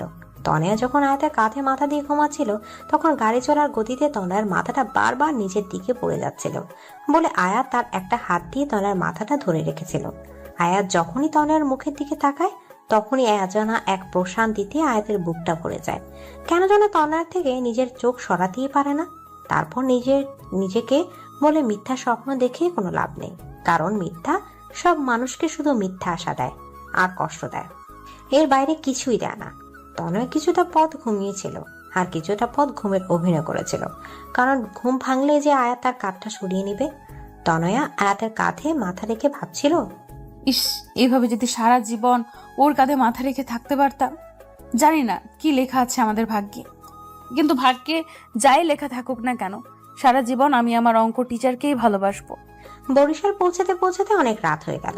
প্রায় সব মেয়েদেরই বাড়ির লোক এসে নিয়ে গেছে, কিন্তু তনয়ার বাবা সেদিন শহরে ছিল না। তাই তনয়ার মা আয়াতকে ফোন করে বলেছে ও যেন তনয়াকে বাড়ি পৌঁছে দেয়। তাই আয়াত তনয়াকে নিজের গাড়িতে করে তনয়াদের বাড়িতে দিকে যায়। এখন কেমন লাগছে তনয়া? জি মোটামুটি ভালো। তোমার কি জার্নি অ্যালার্জি আছে? জি স্যার, আসলে আমি এত দূর বাসে কখনো ট্রাভেল করিনি। ও, তোমার বাড়ি এসে গেছে? ও, ভেতরে আসুন স্যার। না, অনেক রাত হয়ে গেছে, এখন আর ভিতরে যাব না, বাড়ি যাব।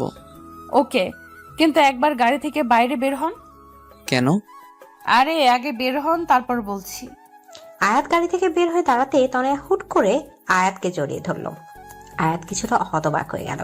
তনয়া অনেকক্ষণ আয়াতকে জড়িয়ে ধরে বলল, আমি জানি না পরীক্ষার পর আপনার সিদ্ধান্ত ঠিক কি হবে, কিন্তু এই যে 2 দিন আপনার সাথে কাটালাম, এটা আমার জীবনের সবচেয়ে স্মরণীয় দিন হয়ে আমার মনের মণিকোঠায় সারা জীবন গেঁথে থাকবে। আপনি যেমন আমার মনে গেঁথে আছেন, ঠিক তেমনি এই স্মৃতিগুলো গেঁথে থাকবে। ধন্যবাদ স্যার, আমার সাথে এত সুন্দর 2 দিন কাটানোর জন্য। আয়াত আর কিছু বলল না, নিজেকে তনয়ের থেকে ছাড়িয়ে চুপচাপ চলে গেল। পরের দিন থেকে সবাই লেখাপড়ায় অনেক ব্যস্ত হয়ে পড়ে, কারণ সামনে পরীক্ষা। আয়াত তনয়ের সাথে কথা বলে, কিন্তু কম। তনয় পড়ার প্রেশার আপাতত ভালোবাসার পোকাগুলোকে বাক্সে বন্ধ করে রেখেছে। ওদের পরীক্ষা শুরু হলো। পরীক্ষার মধ্যে তনয় 18তে পা দিল, কিন্তু পরীক্ষার কারণে কোনো সেলিব্রেশন হয়নি। আজ ওদের পরীক্ষা শেষ হলো। তনয়ের পরীক্ষা খুব ভালো হয়েছে। কারণ ও আয়াতকে প্রমিস করেছিল। পরীক্ষা শেষ হওয়ার পর তনয়া অধীর আগ্রহে আয়াতের ফোনের অপেক্ষা করতে লাগলো, কিন্তু প্রায় 1 মাস হয়ে গেছে, কিন্তু আয়াত ওকে দেখা করতে বলছে না। ফোনে তনয়ার সাথে কথা হলেও এই বিষয়টা আয়াত সব সময় এড়িয়ে যায়। এড়িয়ে যাবে না তো কি করবে? আয়াত তো তনয়ার মুখোমুখি হতেই ভয় করে, ঠিক কি বলবে ওকে। কিন্তু তনয়া আর অপেক্ষা করতে পারছে না, তাই সরাসরি আয়াতকে ফোন দিয়ে বলল, আপনি দেখা করবেন নাকি আমি আপনার বাসায় আসবো? না না, তার দরকার নেই। আসলে আমি তো এখন কিছু কাজে ঢাকা এসেছি, 2 সপ্তাহ পর আসতেছি। যেদিন আসবো তার পরের দিনই তোমার সাথে দেখা করব। 2 সপ্তাহ পর তনয় একটা রেস্টুরেন্টে বসে আয়াতের জন্য অপেক্ষা করছে। এই 2 সপ্তাহ যে তনয় ঠিক কিভাবে কাটিয়েছে তা শুধু তনয়াই জানে। কিছুক্ষণ পর আয়াত আসলো। তনয়ার বুকটা দুরু দুরু করছে, আয়াত ঠিক কি বলবে এটা ভেবে।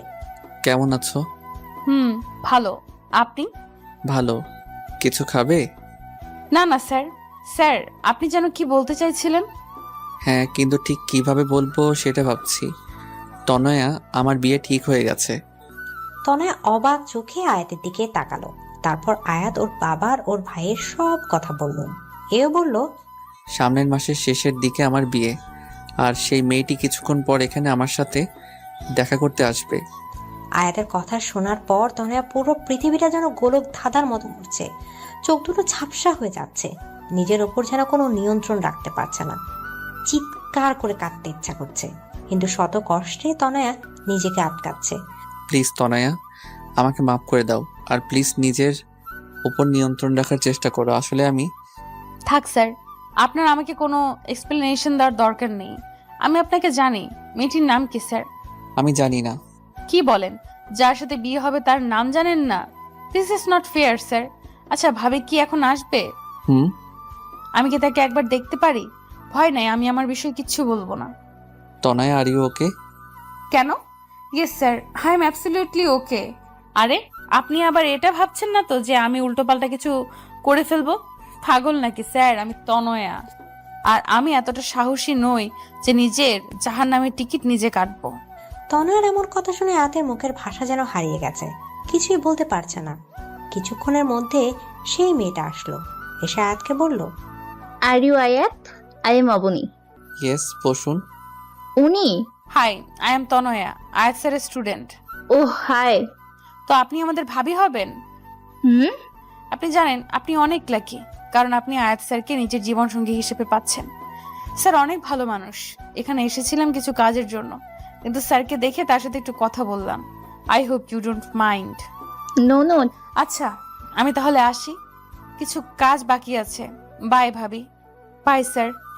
তনয়া একটিবারের জন্য আয়াতের দিকে তাকালো না, শুধু সামনের দিকে তাকিয়ে হাঁটছে। আজ তনয়া পা দুটো যেন চলছে না, মনে হচ্ছে পেছন থেকে কেন অদৃশ্য শক্তি ওর পা দুটোকে আটকে রেখেছে। কিন্তু তনয়ার এমন আচরণে আয়াত অনেক অবাক হলো। তনয়া চলে যাচ্ছে, আয়াত হা হয়ে ওর যাবার পানে তাকিয়ে আছে। তনয়া নিজের অবাধ্য চোখের জলগুলোকে মোছার বৃথা চেষ্টা করছে। আয়াত বুঝতে পারছে তনয়ার মনের অবস্থা, কারণ আয়াতের মনের অবস্থাও ঠিক একই রকম। তনয়া চলে যাওয়ার পর আয়াত নিজেকে আর ঠিক রাখতে পারছিল না, তাই অবনীকে বলল, আমার খুব মাথা ব্যথা করছে, আমরা কি পরে একদিন কথা বলতে পারি? ঠিক আছে। আয়াত বাড়ি এসে বারবার তনয়াকে ফোন করছে, কিন্তু কেউ ফোন ধরছে না। তারপর বাধ্য হয়ে তনয়ার বাবার ফোনে ফোন করে। আঙ্কেল, তনয়া কি করছে? তনয়ার বাবা বলল, তনয়া নাকি টিভি দেখছে, কার্টুন দেখছে আর পাগলের মতো হাসছে। এই মেয়েটা না পুরো পাগল। ফোনটা একটু তনয়াকে দিবেন? তনয়ার বাবা ফোনটা তনয়াকে দিয়ে বলল, আয়াত ফোন করেছে। হ্যালো স্যার, কেমন আছেন? ভাবি কেমন আছে? স্যার শোনেন, বিয়ে করছেন, আমাদের কিন্তু বড় করে একটা ট্রিট দিতে হবে, ঠিক আছে? আয়াত তনয়ার এরূপ কথা শুনে পুরো থ হয়ে গেল। তারপর প্রায় রোজ আয়াত তনয়াকে ফোন করত, কারণ আয়াত তনয়াকে নিয়ে খুব ভয় থাকতো। কিন্তু রোজ তনয়া এমনভাবে কথা বলতো যেন কিছুই হয়নি, যেন তনয়ার স্মৃতি থেকে আয়াত নামটা সম্পূর্ণ মুছে গেছে। আয়াত তনয়ার এমন আচরণে দ্বিধার মধ্যে পড়ে যেত। খুব ভয় হতো আয়াতের তনয়াকে নিয়ে। আয়াতের যেদিন বিয়ে হবার কথা তার কিছুদিন আগে তনয়ার রেজাল্ট দেয়। তনয়া এবারও প্লাস পায়, সবাই খুশি হয়, আয়াতও। কিন্তু এত খুশির মাঝেও আয়াত আর তনয়ার বুকের ভিতরটা জ্বলে পুড়ে ছারখার হয়ে যাচ্ছে। আর আজ আয়াতের গায়ে হলুদ। আর মজার ব্যাপার কি জানেন, আয়াতের গায়ে প্রথম হলুদটা তনয়াই চুয়েছে। আর গিফট হিসেবে আয়াতের দেওয়া ওড়নাটা আয়াতকে দিয়ে বলেছে, এটা অবনী ভাবির জন্য। কারো শখের জিনিস নিজের কাছে রাখতে নেই। আয়াত কোনো কথা না বলে চুপচাপ ওড়নাটা হাতে নিল। সবার সাথে খুব হাসাহাসি মুখ করে কথা বলছে তনয়া, কিন্তু ওর মনের ভেতরটা হয়তো আয়াত ছাড়া আর কেউ বুঝতে পারছে না। গায়ে হলুদ পর্ব শেষে আয়াত তনয়াকে বলল, তোমার সাথে আমার কিছু কথা আছে, আমার সাথে এসো। হ্যাঁ বলুন স্যার। তনয়া, তুমি কি করে এতটা স্বাভাবিক আছো বলো? কেন স্যার, অস্বাভাবিক হওয়ার মতো কিছু হয়েছে কি? আয়াত এবার নিজের রাগ কন্ট্রোল করতে পারলো না। ঠাস করে তনয়ার গালে কষে একটা চড় মেরে বলল, এই মেয়ে, তুমি কি কিছু বোঝো না নাকি তোমার বোধগম্য শক্তি সব শেষ হয়ে গেছে? আবার মারলেন? এবার কোন অধিকারে মারলেন? আর হ্যাঁ, you are too late sir. আর কথাটা বলার আগেই আয়াত তনয়াকে দেয়ালের সাথে চেপে ধরে বলল, অধিকার? কি অধিকার, তাই না? তোমার উপর যদি আমার অধিকার না থাকে তাহলে কারো নাই। হ্যাঁ, তো রাগ দেখানোর কোনো প্রয়োজন নাই। কিসের জোরে আপনি আমার উপর অধিকার খাটাচ্ছেন? এই বলে তনয়া চলে যেতে চাইলে আয়াত তনয়াকে আরো শক্ত করে দেয়ালের সাথে চেপে ধরে। আয়াত তনয়ার একদম কাছে চলে যায়, এতটা যে একে অপরের নিঃশ্বাসের অনুভূতি পাচ্ছিল। আয়াত তনয়ার কাছে গিয়ে বলল, আমার ভালোবাসার জোরে আমি তোমার উপর অধিকার খাটাচ্ছি। একদিন পর যে অন্য কাউকে নিজের স্ত্রী হিসেবে স্বীকার করবে, তার মুখে ভালোবাসা অধিকার নামক কথা শোভনীয় লাগে না। আয়াত তনয়ার হাতটা শক্ত করে ধরে বলে, চলো, আজ এখন সবার সামনে আমি তোমাকে বিয়ে করব। দেখি কে কি করে, আমি কারো পরোয়া করি না। প্লিজ স্যার, রাগের মাথায় কোনো কাজ করবেন না। রাগ মানুষের গোছানো কাজকেও নষ্ট করে দেয়। প্লিজ বোঝার চেষ্টা করুন। Just shut up. আয়াত তনয়াকে ওর বাবার কাছে নিয়ে যাবে, এর মধ্যে লিমা এসে বলল, আয়ান ভাইয়া এসেছে তার বউ নিয়ে। কি আর বাবা? আয়াত, তনয়া, লিমা তাড়াতাড়ি আয়াতের বাবার কাছে যায়। গিয়ে দেখে আয়াতের বাবা আয়ান ভাইয়ের সাথে কথা বলছে। আজ আয়াতের জন্য তোকে মাফ করে দিলাম। দেখো, আজ আয়াত আমাকে কত বড় খুশি দিচ্ছে। দেখো, আয়াত আমাকে দেয়া কথা রেখেছে, তাই এই খুশির কারণে আমি তোমাকেও মাফ করে দিলাম। আয়াতের বাবা এই খুশি দেখে আয়াত আর কিছু বলতে পারলো না। তনয়া আয়াতকে সাইডে এনে বলে, দেখুন স্যার, আজ আপনার বাবা কত খুশি। আপনি কি চান তার এই খুশিটা নষ্ট হয়ে যাক? দেখুন স্যার, আমার আপনার উপর কোনো রাগ বা ক্ষোভ নেই। কেন জানেন? কারণ আপনি নিজের খুশির কথা না ভেবে আপনার বাবার খুশির কথা ভেবেছেন। আর এই জন্যই আমি আপনাকে না পাওয়ার জন্য মনে কোনো রাগ রাখি নাই। হ্যাঁ, আপনাকে না পাওয়ার দুঃখ, কষ্ট, আফসোস তো আছে, আর সারা জীবন থাকবে। কিন্তু আমি এটা ভেবে নিজেকে সামলে নেব যে আপনার বাবা মা আর আপনি সুখে আছেন। স্যার, বাবা মায়ের মতো কেউ হয় না। স্যার, আপনি তাদের কথা মেনে নিন। বাবা মাকে কষ্ট দিয়ে কেউ জীবনেও সুখী হতে পারে না, খুশি হতে পারে না। আর বাবা মাকে সুখী করার জন্য যদি নিজে কষ্ট পায়, তাহলে আল্লাহ সে কষ্টের প্রতিদান একদিন না একদিন ঠিকই দিবে। চলি স্যার, ভালো থাকবেন। আমি আজকেও আসতাম না, কিন্তু আজ শেষবারের মতো আপনাকে একবার দেখার লোভ সামলাতে পারলাম না। ভালো থাকবেন। এটা বলেই তনয়া ওখান থেকে চলে গেল। আর আয়াত হা হয়ে ওর যাবার পানে তাকিয়ে আছে। তনয়া একবারের জন্য পিছু তাকায়নি, হয়তো নিজের চোখের জলটা আয়াতকে দেখাতে চায়নি তাই। আজ আয়াতের বিয়ে, কিছুক্ষণের মধ্যেই বিয়ে হয়ে গেল। আয়াতের ঘোরের মতো লাগছে, একটা ঘোরের মধ্যে বিয়েটা হয়ে গেল। আয়াত মুখ থেকে যখন কবুল বলছিল তখন ও কলিজাটা যেন ছিঁড়ে যাচ্ছিল। বিয়ে হবার কিছুক্ষণ পর আয়াত তনয়ের কাছে ফোন করলো। ফোনটা নেহা ধরলো। হ্যাঁ স্যার বলেন। তনয়া কোথায়? বেঁচে আছে, ভয় নেই আপনার, আমার পাশেই আছে। কিন্তু আমি আপনাকে ওর সাথে কথা বলতে দিব না। আপনি আপনার নতুন বউয়ের কাছে যান। এই বলে নেহা ফোনটা কেটে দিল। আয়াত আর কথা বাড়ালো না। রাত অনেক হলো, কিন্তু আয়াত নিজের রুমের দিকে যাবার নামও করছে না। ওর ভাবি ওকে জোর করে রুমের ভিতরে ঢুকিয়ে দিল। আয়াত রুমে ঢুকে কিছুক্ষণ নীরব থাকলো, তারপর ধীরে ধীরে বিছানার কাছে গিয়ে বলল, সরি অবনী, আমি আসলে তোমাকে বিয়ে করতে চাইনি। আমি অন্য একজনকে ভালোবাসি। তোমাকে স্ত্রী হিসেবে মেনে নেওয়া আমার পক্ষে সম্ভব না, পারলে আমাকে মাফ করে দিও। এই বলে আয়াত যাওয়া ধরলে মেয়েটা আয়াতের হাতটা টান দিয়ে বিছানায় ফেলে দিয়ে আয়াতের পাঞ্জাবির কলার ধরে বলল, ওই, আমাকে কি রবি সিমের মতো ফ্রি পাইছেন যে যখন খুশি চর মারবেন, যখন খুশি ভালোবেসে জড়িয়ে ধরবেন, যখন খুশি বলবেন বিয়ে করবেন না, আবার বিয়ে করে বলবেন স্ত্রী হিসেবে মেনে নেবেন না? কি সমস্যা কি আপনার? আয়াত কথাগুলো শুনে অবাক হয়ে মেয়েটির দিকে তাকিয়ে তার থেকে অ্যাকশনগুলো বেশি শখ খেলো। কারণ মেয়েটি আর কেউ নয়, তনয়া। আয়াত যেন কিছুক্ষণের জন্য নিজের চোখে বিশ্বাস করতে পারছে না। মনে হচ্ছে স্বপ্ন আর বাস্তব দুনিয়ার মাঝে একটা আলাদা দুনিয়া তৈরি হয়ে গেছে, আর আয়াত সে দুনিয়ার হারিয়ে গেছে। তনয়া জোরে আয়াতের হাতে একটা চিমটি কাটলো। আয়াত নিজের চেতনা ফিরে পেল, হকচকিয়ে বলল, তনয়া তুমি? কি স্যার, সারপ্রাইজটা কেমন লাগলো? অবনী কোথায়? ইস, অবনীর খুব চিন্তা হচ্ছে না? আমি অবনীকে মেরে ফেলেছি। আয়াত যেন কিছুই বুঝতে পারছে না। এর মধ্যে কি যেন দরজায় টোকা দিল। আয়াত দরজা খুলে দেখে অবনী দাঁড়িয়ে হাসছে। হাই দুলাভাই, হোয়াটসঅ্যাপ? এখনো বাসা শুরু করা হয়নি বুঝি? তো আমার জন্য অপেক্ষা করছিলেন বুঝি? আয়াত আবার একটা ধাক্কা খেল। এদিকে তনয়া আর অবনী মিলে হাসছে। এর মধ্যে বাড়ির সব লোক, যেমন আয়াতের বাবা মা, ভাইয়া ভাবি, লিমা, নেহা সেখানে উপস্থিত হলো। সবাই হাসছে। আয়াত যেন বোকা হয়ে গেছে। কোনটা সত্যি কোনটা মিথ্যা তা যেন একটা ভ্রমের মতো লাগছে ওর। বাবা, এসব কি হচ্ছে? আমি জানতাম না যে আমার ছেলে তার বাবা মায়ের জন্য নিজের ভালোবাসা মানুষটাকেও ছাড়তে পারে। তোমার বিয়ে কখনোই অবনীর সাথে ঠিক হয়নি। তোমার বিয়ে অনেক আগে থেকেই তনয়ার সাথে ঠিক হয়ে আছে। অবনী তয়নার কাজিন।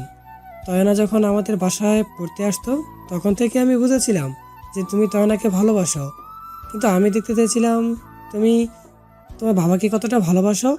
তাই তোমার বিয়ে তনয়ের সাথেই ঠিক করেছিলাম, কিন্তু ছবি দেখালাম অবনীর সাথে, মানে তয়নার কাজিনের। কিন্তু আমি শেষ পর্যন্ত দেখতে চাইছিলাম যে তুমি তনয়ের ভালোবাসায় মোহিত হয়ে নিজের বাবা মাকে ছেড়ে যাও কিনা, কিন্তু তুমি তা করোনি। তুমি তোমার বাবা মায়ের চাওয়াটাকে প্রাধান্য দিয়েছো। তোমাকে নিয়ে আজ আমার সত্যি গর্ব হচ্ছে। তার মানে তনয়া সব জানতো? না, তনয়া জানে, মাত্র 3 মাস ধরে। কারণ তনয়ার জন্মদিনে তনয়াকে আমি উপহার স্বরূপ তার অঙ্ক টিচারকে গিফট করেছি। কারণ তনয়াই আমাকে ভালোবাসার আসল মানে শিখিয়েছে। আমার ভাইয়া আর ভাবিকেও সে ফিরিয়ে এনেছে। সরি স্যার, আমার জন্মদিনের দিন যখন বাবা সব খুলে বলল তখন আমি খুশিতে ঠিক কী করব ভেবে পাচ্ছিলাম না। আপনার সামনে দুঃখী হবার অ্যাক্টিং করতে আমার ভীষণ খারাপ লেগেছে, কিন্তু আমি আপনার বাবাকে ওয়াদা করেছিলাম আপনাকে কিছু বলবো না, তাই। আয়াত রাগে দুঃখে কোনো কথা বলতে পারছে না। রাগের চোটে ওখান থেকে সোজা ছাদে চলে গেল। বাবা, উনি তো রাগ করলেন, এখন আমি কি করব? আমাদের মতো বুড়ো বুড়িদের এর মধ্যে নাটানাই ভালো। আয়না মা, চলো, অনেক রাত হয়েছে। তনয়া বোকার মতো সবার যাওয়ার পানে তাকিয়ে রইল। তনয়া ধীমি পায়ে ছাদে উঠে দেখে ছাদের এক কোনায় আয়াত দাঁড়িয়ে আছে। তনয়া কি করবে ঠিক ভেবে পাচ্ছে না, তাই আস্তে গিয়ে আয়াতকে পেছন থেকে জড়িয়ে ধরলো। তারপর আয়াতকে নিজের থেকে ফিরিয়ে বলল, সরি স্যার। আয়াত কোনো কথা না বলে তনয়াকে শক্ত করে জড়িয়ে ধরে হু হু করে কেঁদে দিল। আয়াতের কান্না দেখে তনয়া কেঁদে ফেলে, তারপর বলে, বললাম তো সরি। সরি বললেই সব ঠিক হয়ে গেল বুঝি? জানো এই কয় মাস কিরকম মানসিক চাপের মধ্যে দিয়ে গেছি। ইস, মাত্র কয়টা মাস, আর আমাকে যে 4.5 বছর ধরে ধরে রেখেছেন তার বেলায়। ইটস রিভেঞ্জ, এখন শোধবোধ। তাহলেও তো তুমি কম, কারণ আমি তোমাকে কবে থেকে ভালোবাসি জানো? জানি, লিমা আপু বলেছে। স্যার, যা হয়েছে সব ভুলে যান না প্লিজ। চলুন না নতুন করে শুরু করি। কি করে শুরু করি বলো তো? কেন, আবার কি হয়েছে? তুমি তো এখনো সেই সারে আটকে রয়েছো। আমি এখন তোমার বর, বুঝলা? আয়াত তনয়াকে শক্ত করে জড়িয়ে ধরে কপালে একটা ভালোবাসার পরশ এঁকে দেয়। That's not fair sir. Why? চর মারলেন গালে আর ভালোবাসা কপালে? শুধু গালে কেন, সব জায়গায় ভালোবাসা দিয়ে দেই। এই একদম না। তা বললে তো হবে না ম্যাডাম। 5 বছর ধরে ওয়েট করছি, আর পারবো না। অতঃপর তনয়া এখন অঙ্কের উপর অনার্স করছে। আর মজার বিষয় কি জানেন, আয়াত সেই কলেজেই প্রফেসরগিরি শুরু করেছে। তনয়াকে দুবেলা অঙ্ক, সাথে সাথে ভালোবাসার পাঠটাও শেখায়। মন থেকে যদি কাউকে সত্যিকারে ভালোবেসে চান, তাহলে আল্লাহ নিশ্চয়ই আপনার সাথে তার মিলন করে দিবে।